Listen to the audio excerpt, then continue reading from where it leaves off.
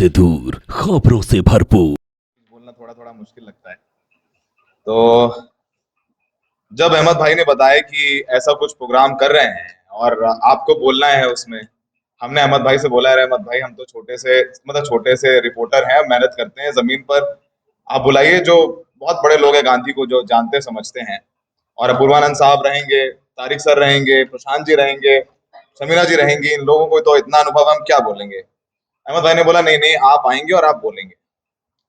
फिर हमने अहमद भाई से बोला, अहमद भाई शायद 5-6 साल के जो करियर रहा है हमारा, उसमें हमने गांधी को कहाँ कहाँ देखा और किस में देखा, हम उस पर बात करेंगे आकर। अपूर्वानंद सर ने बोला कि गांधी जी का कोई गुरु नहीं था। बिल्कुल सही बात है, गांधी जी का कोई गुरु नहीं था, लेकिन गांधी जी से इंस्पायर्ड लोग थे। तो कुछ 2-3 किस्से हैं जो सच किस्से हैं, और ये सारे वो किस्से हैं जो हमारी आंखों के सामने हुए और जिनका असर हमारी जिंदगी में। 23 फरवरी 2020, दिन सोमवार, दोपहर लगभग 12:30 बजे की बात है। 23 फरवरी को आप सब जानते हैं 2020 में दंगे शुरू हो गए दिल्ली में, उत्तर पूर्वी दिल्ली में। और दोपहर की बात है, सोमवार का दिन था, डोनाल्ड ट्रंप साहब देश आने वाले थे। और हम पत्रकार तो तैयारी करते हैं ना कि ये रूट आएगा, तो देखिए सरकार ने ये तैयारी कर रखी है, यहाँ ये गुलदस्ते रखे हैं, यहाँ से वो मुड़ेंगे, यहाँ से जाएंगे, ये रूट है। हम ये रिपोर्टिंग करते रहते हैं, तो हमारी भी ड्यूटी लगी, हम भी यही बता रहे थे, काम है। अचानक से उत्तर पूर्वी दिल्ली में जहां पर प्रोटेस्ट हो रहा था जाफराबाद में, वहां से, क्योंकि उस प्रोटेस्ट को हम लगातार कवर करते रहे, तो अचानक से फोन आया कि देखिए यहाँ पर बहुत माहौल खराब हो गया है और यहाँ पत्थरबाजी हो रही है, तमाम चीजें शुरू हो गई। हमने अपने ऑफिस में फोन किया, दफ्तर में, और दफ्तर ने बोला नहीं, तुरंत सारा काम छोड़िए और आप जाइए। अब इसमें गांधी जी कहां से आते? हमने गाड़ी, हमारे ड्राइवर साहब से बोला कि भैया देखो जल्दी से निकालो, गूगल मैप लगाया। उन्होंने बताया भैया जो गूगल मैप पर राजघाट से रास्ता जो है वो थोड़ा जल्दी बता रहा है। मैंने कहा चलिए चलिए चलिए चलिए। हमारी गाड़ी चलती है और पुरानी दिल्ली के पीछे से राजघाट आता है। राजघाट, पीछे गांधी जी की तस्वीरें, मुड़ के देखिए एक बार सब लोग गांधी जी को, उसमें पीछे लिखा है हे राम। ये जो सफर बाद में एहसास हुआ, ये हे राम से जय श्री राम के उद्घोष वाला सफर था। राजघाट में सब कुछ शांत, तमाम लोग गांधी जी के राजघाट के बाहर तस्वीरें खिंचवा रहे हैं, कोई आइसक्रीम खा रहा है, यही होता है, आज भी जाएंगे अभी लोग यही कर रहे होंगे वहां पर। और उसके बाद जब जो नया पुल है, सिग्नेचर ब्रिज, वो, तब तक तो गांधी जी का दिल्ली, गांधी जी का भारत था, सिग्नेचर ब्रिज तक। और सिग्नेचर ब्रिज के बाद तस्वीर बिल्कुल अलग थी। सड़क सड़क नहीं थी, सड़क पे पत्थर दिख रहे थे, आगजनी हो रही थी। खबर हम लोग करने लग गए वहां से, लाइव वगैरह सारी चीजें।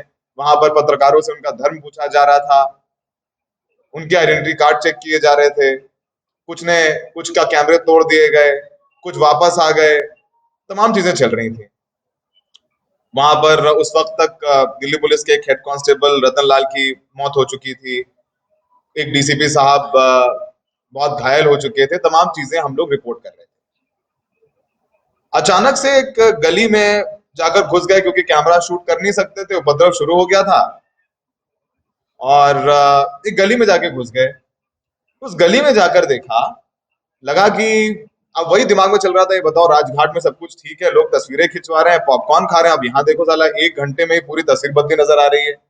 एक रिपोर्टर की तरह, एक यंग जर्नलिस्ट, आप सोचते हो गांधी जी की जो किताब है पढ़ी होगी सबने, ज्यादा रंग नहीं पढ़ी होगी, माई एक्सपेरिमेंट विद ट्रूथ, सत्य के साथ मेरे प्रयोग, तो ये मेरा सत्य के साथ कुछ प्रयोग है जिनके बारे में बता रहे हैं। जब वहां पहुंचे तो एक गली में हम छुप गए हमारे कैमरा पर्सन के साथ कि भाई हमें मार वार ना दें, तो छुप गए जाकर के। तो वहां कुछ हिंदू लड़के एक हिंदू लड़के को पीट रहे थे, लात घूंसों से, मुक्कों से।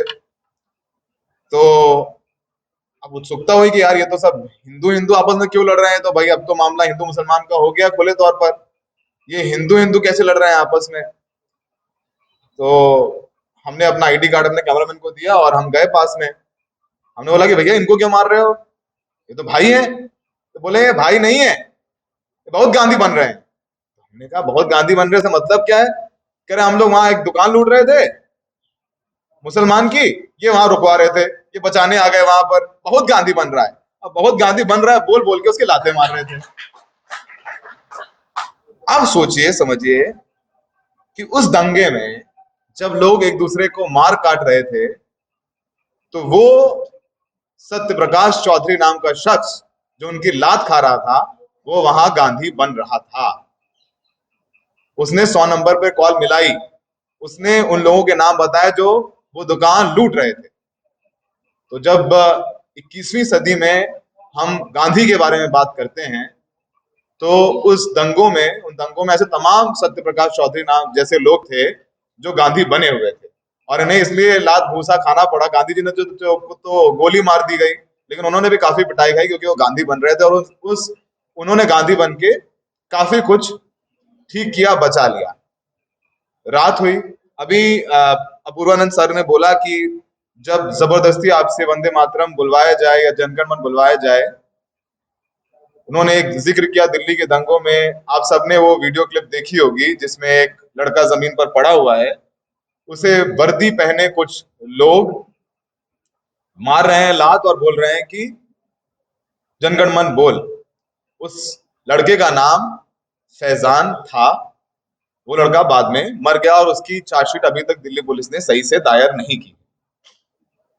अपूर्वानंद साहब का एक एफआईआर में नाम है 59 में, ये नेम्ड नहीं है, लेकिन कॉन्स्पिरेसी के उस क्रोनोलॉजी में इनका भी नाम है। इन पर भी आरोप है कि इन्होंने वहां भाषण दिया जिससे लोग भड़क गए।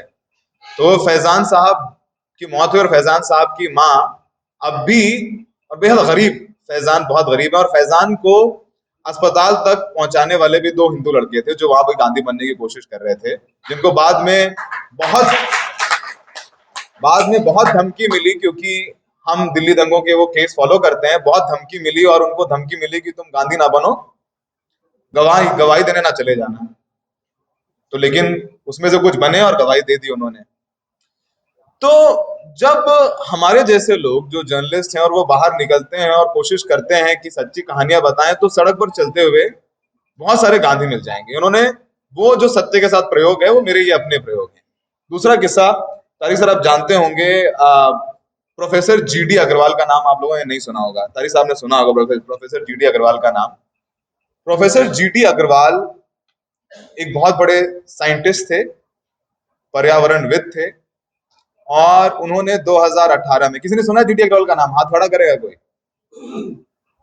मिलन ने सुना है। और किसी ने जीडी अग्रवाल का नाम? प्रोफेसर स्वामी सानंद, हरिद्वार, मातृ सदन, आपने सुना है? ठीक है, आप जीडी अग्रवाल साहब के बारे में बताते हैं। थोड़ा लंबा खिंच रहा है अहमद भाई, इजाजत है? प्रोफेसर जीडी अग्रवाल साहब, आप गांधी के बारे में बात हो रही तो हम उन लोगों के बारे में बताते हैं जो गांधी बनने के लिए, जो गांधी के आदर्शों को मानते हुए अपना, एक तो आपने सत्य प्रकाश चौधरी की कहानी बताई जिन्होंने लात खा लिए, लहू लुहान हो गए, जो गवाही दे रहे हैं, उनके बारे में बताएं। जीडी अग्रवाल साहब वो साहब हैं जिन्होंने गांधी के रास्ते पर चलते हुए अपनी जान दे दी। गांधी, जो प्रोफेसर जीडी अग्रवाल साहब थे, वो एक एनवायरमेंटलिस्ट थे और साइंटिस्ट थे। आईआईटी कानपुर में रहे, फिर सीबीसीबी में वो मेंबर रहे, और बहुत बड़ी जो सरकार की योजनाएं हैं पर्यावरण को लेकर के, उसके बड़े वहां रहे, और उन्होंने काफी अच्छे काम किए। उनको अच्छी सरकारी नौकरी मिली, उन्होंने सब त्याग दिया। उन्होंने गाड़ी छोड़ी, अपना घर छोड़ा, और हरिद्वार में एक जगह है, इसका नाम है मातृ सदन। वहां पर उन्होंने अपना अपना वो जो जो जो उनका नाम छोड़ा, और उन्होंने वहां वो साधु बन गए। उन्होंने उनका नाम जो है, जब एक बार आप दीक्षा ले लेते तो नाम चेंज हो जाता है, उनका नाम स्वामी सानंद हो गया। वो सानंद बने, और उन्होंने वहां पर 2018 में 113 दिन अनशन किया। 113 दिन। सोचिए, 2018 में जो व्हाट्सएप, ट्विटर और फेसबुक का जमाना है, उसमें हमें नहीं पता, ये 2-3 साल पुरानी बात है, कि वो 113 दिन उन्होंने अनशन किया, और वो अनशन करते करते मर गए।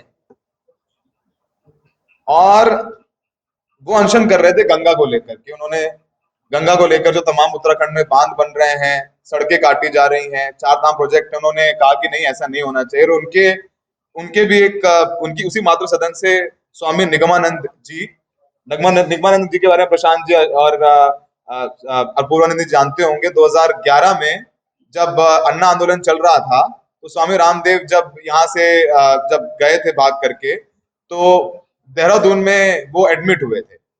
और देहरादून में जब एडमिट हुए थे तो वहां पर एक और साधु एडमिट था जिसका नाम स्वामी निगमानंद था। निगमानंद जी भी गंगा के लिए ही अनशन कर रहे थे। उन्होंने 111 दिन अनशन किया और वो वहीं उसी अस्पताल में मर गए थे। तो जब जीटी अग्रवाल साहब अनशन कर रहे थे कि गंगा के लिए अनशन कर रहे हैं और वगैरह वगैरह, तो रवीश जी ने हमें बोला, रवीश कुमार जी ने फोन किया, बोला देखो ऐसा है, ये कहानियां कोई नहीं बताता है, तुम जाओ जीटी अग्रवाल जी वहां पर लगभग 70 दिन हो गए उनको अनशन करते हुए, उनके पास जाओ और उनसे उनके उनके ये स्टोरी करके आओ। तब 70 दिन हो गए थे, हम गए मातृ सदन, हमारे साथ हमारे एक साथी अमर उजाला के संतोष जी गए, और वाटर मैन जिनको कहते हैं राजेंद्र कुमार जी, वो भी वहां पर थे, उन्होंने भी उस आंदोलन में काफी भाग लिया। हम जब वहां गए तो जीटी अग्रवाल साहब बैठे हुए थे, 70 दिन हो गए थे उनको अनशन करते हुए। तो हम गए उनके पास, हमने बोला कि सर मेरा नाम सौरभ शुक्ला है, हम और एनडीटीवी से आए हैं। हमने सर ये बताइए कि आप अनशन कर रहे हैं, यहाँ तो कोई आ नहीं रहा है, कोई मीडिया कवरेज नहीं है, आप दिल्ली में करते तो शायद मीडिया वाले आते भी, कोई तो सुन ही नहीं रहा है, वगैरह वगैरह वगैरह। उन्होंने बोला कि देखो जरूरी नहीं है, तुम आए ना, एक आदमी आया मेरे पास, तुम साथ में ये आए, राजेंद्र जी आए। हमने बोला सर कब तक अनशन करते रहेंगे? कह रहे हैं कि गांधी जी को पढ़ा है तुमने? हमने कहा हाँ सर गांधी जी को पढ़ा है हमने। तो कह रहे गांधी जी जब तक उनका एक लक्ष्य था कि भाई उनको ये कराना है, तब तक वो अनशन करते रहे, तो हम भी अनशन करते रहेंगे।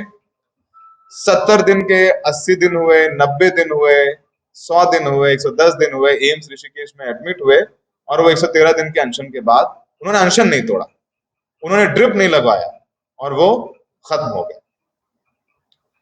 और जाते जाते जब उनकी डेथ होने वाली थी तो उनके एक शिष्य से वो बोल गए कि लोगों को जब मेरे किस्से बताना, जब मेरी कहानी बताना, तो बोलना कि 2014 के बाद के भारत में भी गांधीवादी लोग थे, गांधी को मानने वाले लोग थे। तो वो जो किस्सा उस शिष्य ने बताया, वो आज किस्सा आज सब आप नहीं जानते थे जीटी अग्रवाल के बारे में, आज हमने वो जीटी अग्रवाल के बारे में बताया आपको, तो कहीं ना कहीं थोड़ा गांधी आप भी सीख के जाएंगे इस कमरे के बाद।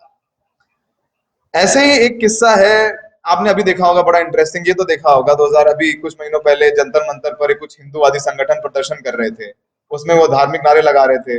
वहां पर एक पत्रकार साथी को पकड़ लिया, वो बड़ा वीडियो वायरल हुआ, उससे बोला कि बोलो जय श्री राम। देखा है कि नहीं वो वीडियो? सबने देखा है, सबने? अब तो हाथ खड़ा कर दो यार, कोई बात नहीं। वो वीडियो देखा है ना सबने? उसने बोला जय श्री राम बोलो, जय श्री राम बोलो।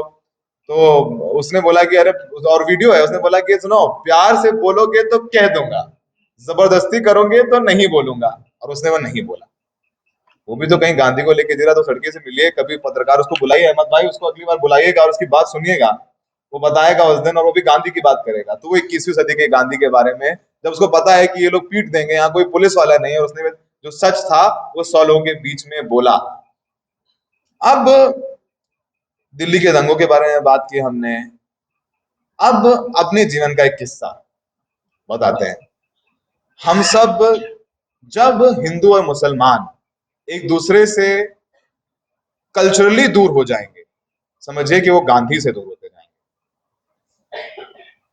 हम कानपुर के रहने वाले हैं, और हमारा जो घर है वो पुराने कानपुर में था, परेड एक जगह है। कोई गया है कानपुर आप लोगों में से?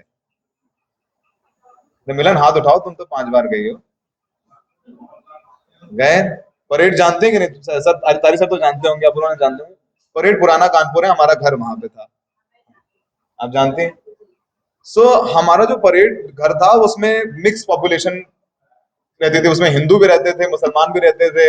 हम बड़े हो रहे थे तो दानिश हमारे घर आता था, दानिश को पता था कि भाई सौरभ शुक्ला के घर में दिवाली कैसे मनती है, गणेश पूजन हुआ जाता है, उसके बाद पटाखे फोड़ते हैं।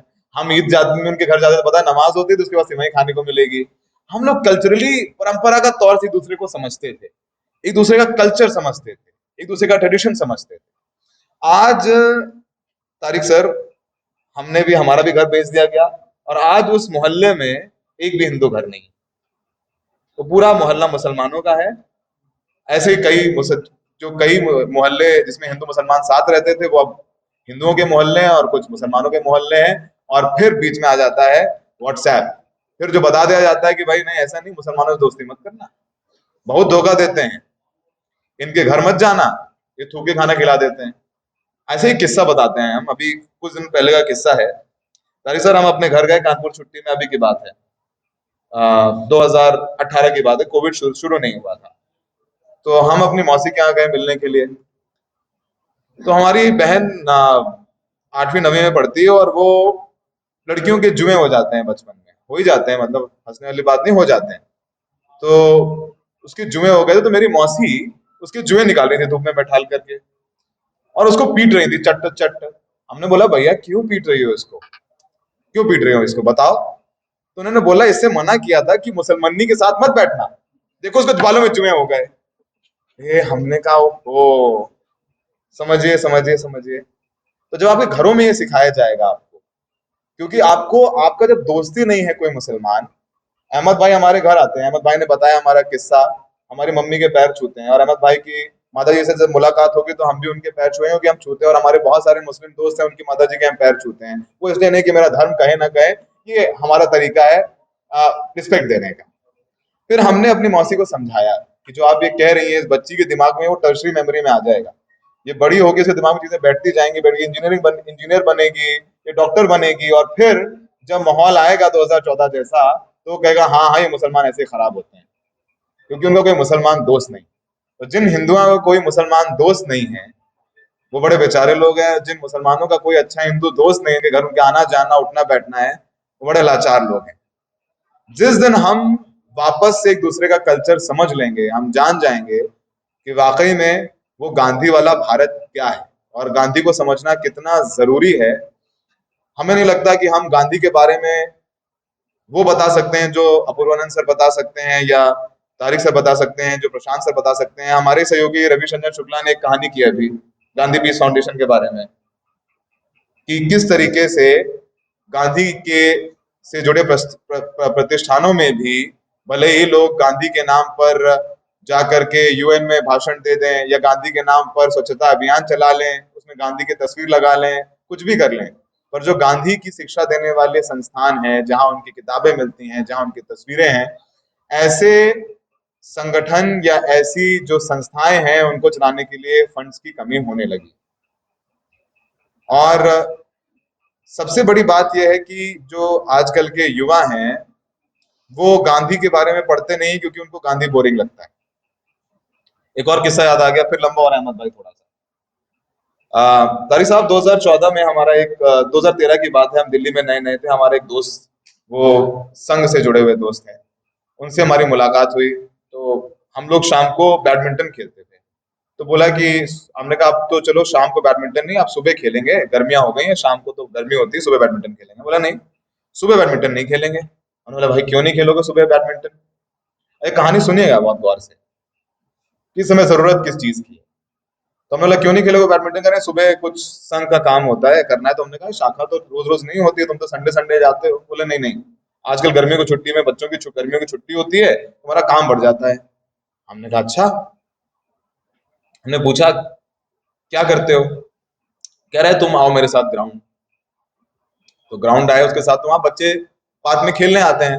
ईस्ट दिल्ली की बात है, एक जगह लक्ष्मी नगर, वहाँ पार्क थे, बच्चे खेल रहे थे, कोई बैडमिंटन खेल रहा है, कोई फुटबॉल खेल रहा है, कुछ कुछ खेल रहा है। तो संघ के लोग भी ऐसे ही करते हैं, शाखा में उनको पता है कि ये भी गेम खिलाते हैं, चूके चौन कुछ गेम होते हैं, बच्चों का वो इंटरेस्ट जगाते हैं, उसके बाद धीरे धीरे धीरे धीरे उनके दिमाग में उन्हें जो भरना होता है वो भरते हैं। तो मेरे दोस्त ने पूछा कि तुम ये 1 महीने बाद यहाँ पर आके पूछना, और कुछ बच्चों से पूछा भाई तुम्हारा आइडल कौन है। किसी ने बोला कल्पना चावला। हमने कहा अच्छा तुम पूछो, सबके आइडल पूछो, सबके आदर्श पूछो। हमने तुम्हारा आइडल कौन है, तो किसी ने बोला कि सरोजनी नायडू। तुम्हारा आइडल कौन है, किसी ने बोला कलाम। तुम्हारा आइडल कौन है, कुछ ने बोला महात्मा गांधी। किसी ने बोला हमारी आइडल इंदिरा गांधी है, वो पहली प्राइम मिनिस्टर। सबने अपने अपनी बातें बोली कि ये आइडल है। हमने कहा चलो अच्छा भैया, देश अच्छी दिशा में जा रहा है, इंदिरा गांधी, महात्मा गांधी, कल्पना चावला जैसे लोग आदर्श हैं, चले आए। बोले अब 2 महीने बाद तुम्हें मैं बुलाऊंगा वहां पर, 2 महीने के बीच में तुम यहाँ वहां नहीं आना। तो हमने कहा ठीक है नहीं आएंगे। 2 महीने बाद गर्मियों की छुट्टी जो मई जून होती है वो निकल गई, और फिर आखिरी हफ्ते में हमारे दोस्त ने बोला कि अब तुम आओ। हम गए वहां पर, वही बच्चे, उनकी तादाद बढ़ गई थी, उनसे पूछा हमने भाई तुम्हारा आइडल आइडल कौन है। तो जिस बच्चे ने कहा सरोजिनी नायडू, उसने बोला हेडगेवार। अब तुम्हारा आइडल कौन है, अटल बिहारी वाजपेयी। तुम्हारा आइडल कौन है, वीर सावरकर। सोचिए कि उन 8 या 9 या 10 साल के बच्चों को खेल खेल में क्या सिखाया जा रहा है, और उनके माँ बाप को पता ही नहीं है कि वो जो बच्चा 1 घंटे खेलने जाता है तो 45 मिनट तो वो खेलता है और 15 मिनट उसको खिला करके क्या सिखाया जाता है।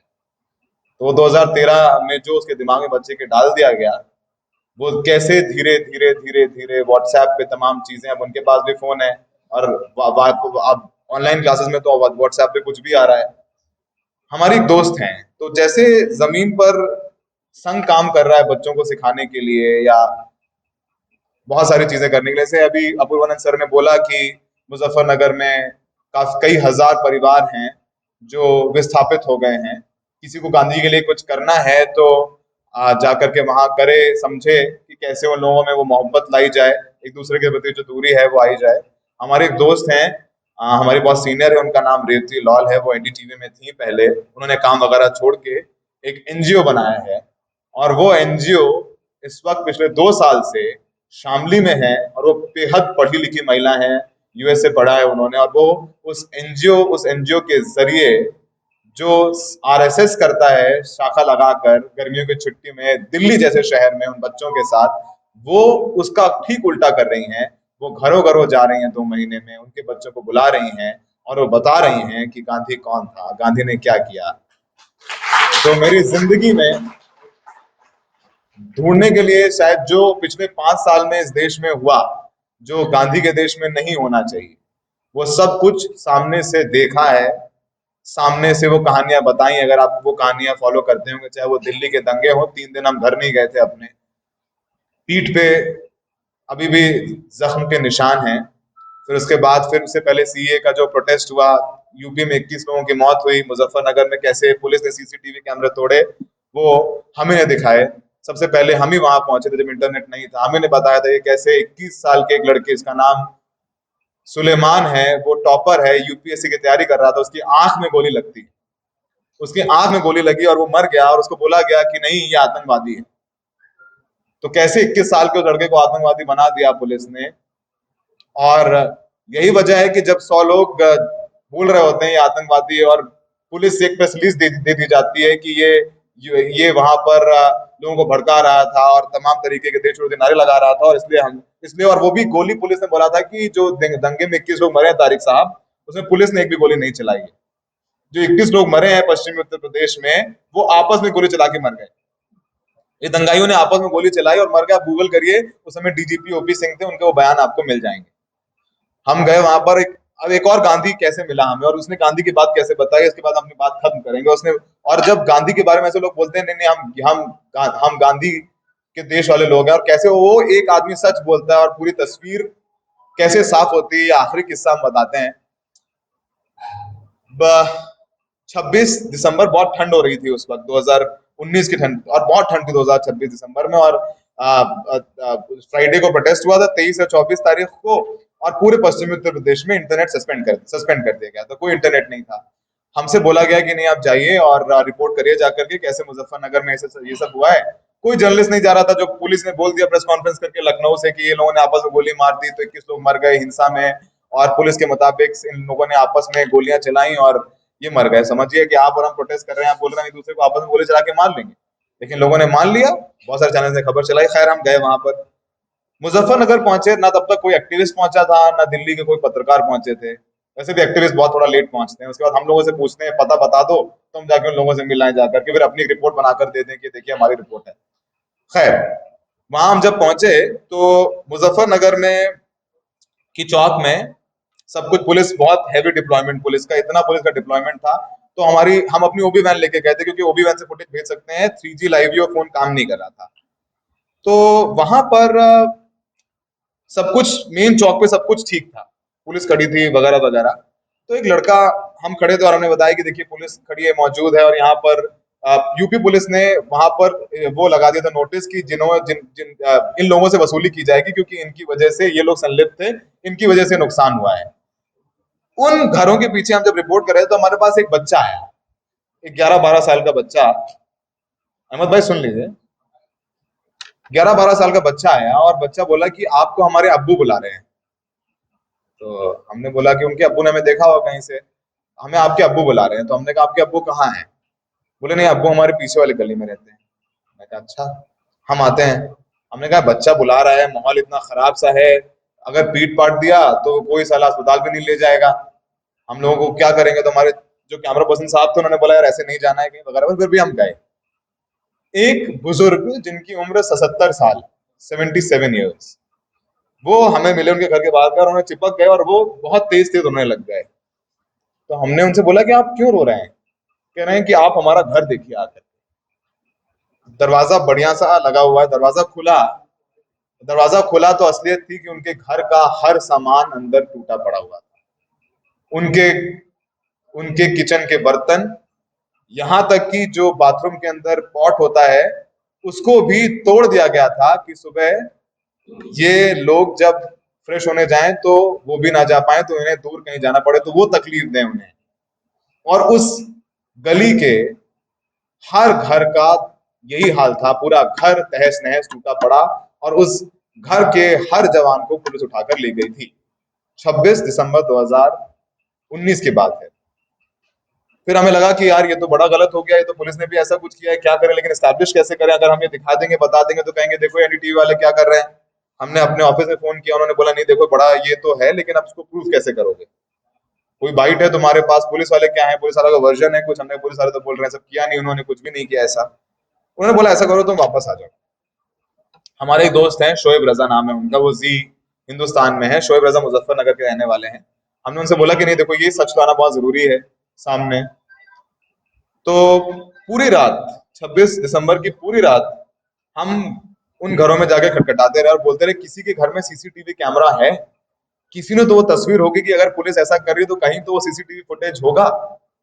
हम रात भर घूमते रहे, डरते रहे, खटखटाते रहे दरवाजे, ठंड में किसी ने दरवाजा नहीं खोला। सबको डर था क्योंकि सबके घर का एक एक आदमी तो जेल में है, पुलिस ने हिरासत में ले रखा है। 16 16 साल 17 17 साल के बच्चे थे हिरासत में, गिरफ्तार तो दिखा नहीं सकते हैं क्योंकि कोर्ट के मुताबिक आपको वो जो जुवेनाइल जस्टिस एक्ट के मुताबिक आप कर नहीं रहे हैं। सुबह 5 बजे हमारे पास एक औरत आई, उसने बोला कि मेरे अंदर आओ, मेरे घर के पास आओ। उसकी एक छोटी सी दुकान, एक डेयरी थी दूध की, वो हमें अंदर लेके गई दुकान में, और उन्होंने बोला कि बेटा ये सीसीटीवी लगा हुआ है, ये देखो छोटा सा ये सीसीटीवी बचा है और सीसीटीवी बाकी तोड़ दिए गए हैं, तुम सुबह से देख रहे हो, मैं देख रही हूँ, तुम ये देखो इसका फुटेज ले लो, लेकिन हमारा नाम नहीं बताना। और वो फुटेज हमने देखा, उस फुटेज में वो तस्वीरें थी जिसमें वर्दी पहने पुलिस वाले या सीआरपीएफ के लोग सीसीटीवी तोड़ रहे थे, दरवाजे तोड़ रहे थे, कांच तोड़ रहे थे। और वहां पर जो आरोप किसी पर लग रहा है कि उन्होंने वहां पर तोड़फोड़ की, वो वाकई में जब पुलिस ऐसा करे तो क्या करें, हमने अपने ऑफिस में बताया, उन्होंने बोला ऐसा करो तुरंत वापस आ जाओ। अभी गांधी कहाँ आएंगे बताएंगे, क्योंकि गांधी के बारे में बात हो रही है, 21वीं सदी में गांधी को हमने कहाँ देखा वो बताएंगे आपको। हमने बोला नहीं हम वापस नहीं आएंगे, 21 लोग मरे, अभी कहानी तो उनकी भी कहनी पड़ेगी। हमारे जो लोकल रिपोर्टर थे मुजफ्फरनगर में, उन्होंने बोला भैया हम तो नहीं कुछ मदद कर पाएंगे आप, क्योंकि हमें इन लोगों के बीच रहना है, आप तो दिल्ली चले जाएंगे, आपको कुछ होगा तो आपको मुकदमे लड़ने वाले वगैरह वगैरह लोग मिलेंगे, आप चले जाएंगे। वहां आपने कई तस्वीरें स्टोरीज की, जिसमें रुकैया बेगम की कहानी थी, उस लड़की की शादी थी, उसका सर फोड़ दिया, उसका दहेज का सामान तोड़ दिया गया। हम 26 दिसंबर को मुजफ्फरनगर में जिनके जिनके यहाँ गए, जिनकी स्टोरीज हमने टीवी पे दिखाई, उन सब उन्हीं सबके घर में, नए घर कोई नहीं, उन्हीं सबके घर में बाद में कांग्रेस की प्रियंका गांधी गई उनसे मिलने, फिर बाद में सपा के कुछ लोग गए, और वो जो एक्टिविस्ट जो अपनी फाइल बनाते हैं 15 दिन बाद जाकर के, वो भी उन्हीं के घर में गए, सेम कहानी हमसे नंबर लेकर के। खैर फिलहाल हम बिजनौर, हमने बोला बिजनौर में 2 लड़के मरे, किसी ने बताया कि बिजनौर में एक लड़का मरा है, वो 22 साल का था, और ये कहानी कोई नहीं कर रहा, उसके घर जाइए। हम बिजनौर गए, रात में 8 बज गए थे। उस लड़के का 22 साल का लड़का सुलेमान, उसका भाई बाहर बैठा हुआ था, 26 साल का लड़का, उसने बोला हमें बात नहीं करनी मीडिया से। हमने बोला बताइए तो आपका, कह रहे मेरा भाई आतंकवादी था, ये लोग मुझे कह रहे हैं कि मेरा भाई आतंकवादी था।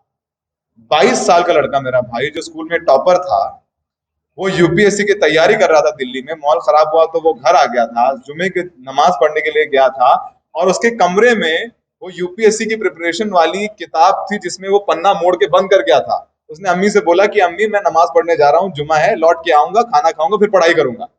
वो किताब उसे कमरे में वैसे ही मुड़ी हुई रखी हुई थी, और उसकी आंख में गोली लगी और मर गया। उसने बताई, हमने नहीं, हमने बताया कि मैं एनडीटीवी से, आप बताइए कोई तो सच बोलेगा। उसने बताया कि मेरा भाई ने कोई गोली नहीं चलाई, वो तो वहां बाहर खड़ा हुआ, तो उसकी आंख में गोली लगी, मर गया। और उसका तो क्रिमेशन भी नहीं करने दिया, कि पुलिस ने जितने लोग मरे थे उनका क्रिमेशन कहीं और जाके करवाया ताकि माहौल ना खराब हो। फिर हमें लगा, फिर हमारे सामने वही प्रॉब्लम की यार कैसे प्रूव करेंगे, स्टैब्लिश कैसे करेंगे कि पुलिस की गोली लगी है, क्योंकि डीजीपी तो ये कह रहे हैं, बाद में मुकदमा केस हो गया तो बड़ा मुश्किल है।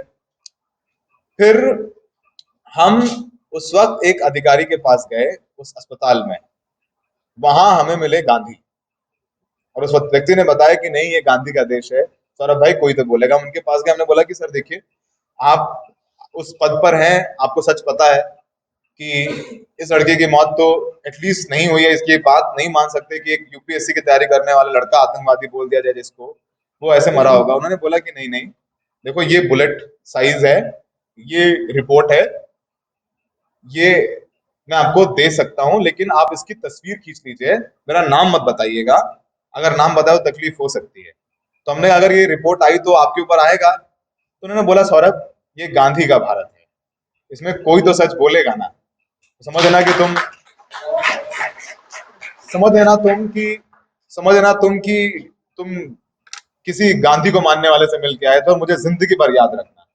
हमने वो कॉपी ली, लेकिन फिर हमारे सामने था कि हमें पुलिस से तो बात करनी है। हम एसपी के यहाँ गए, एसपी साहब को जब हमने बताया कि ऐसे ऐसी ये है, तो वो खड़े हो गए। उन्होंने बोला नहीं आप ऐसे करिए, बाहर बैठिए। एसपी का हर जिले में कैंप ऑफिस होता है, यानी जैसे घर में जो दफ्तर होता है वो कैंप ऑफिस होता है।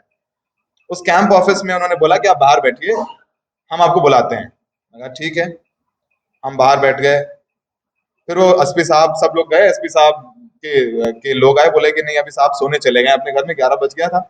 एसपी साहब सोने चले गए। हमने ऑफिस में फोन किया, ऐसे ऑफिस में बोला ठीक है तुम्हारे पास रिपोर्ट है, वापस आ जाओ। हम लोग जब तुम दिल्ली आ जाओगे तब मुजफ्फरनगर वाली खबर भी चलाएंगे हम लोग, जिसमें सीसीटीवी तोड़े गए हैं, गाने बताओ, और ये खबर भी हम चलाएंगे। हमने कहा नहीं नहीं सर, पुलिस का वर्जन बहुत जरूरी है, कल वो केस मुकदमा हो जाता है, उत्तर प्रदेश में पत्रकारों पर होता है, हम जानते हैं। तो हमने बोला, उन्होंने बोला भाई